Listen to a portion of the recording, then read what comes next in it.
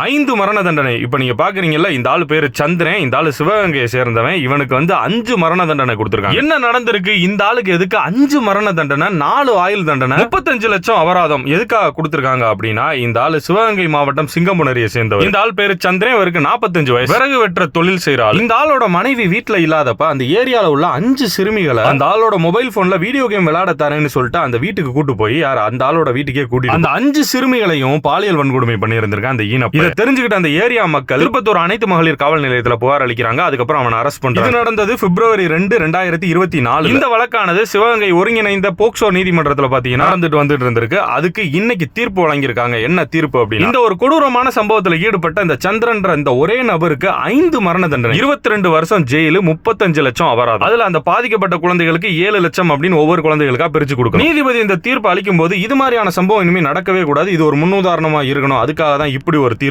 அப்படின்னு சொல்லி பேனாவை உடைச்சிருக்காரு. சாரி, அந்த பேனாவோட முனையம். இந்த ஒரு தீர்ப்பு அனைத்து மக்களிடையே ஒரு பெரிய வரவேற்பு பெற்றிருக்கு. வேற என்ன, இவங்கள மாதிரி ஆளுகளை வேற என்னதான் பண்றது? போர்க்கி பேடா, போர்க்கிடா நீ.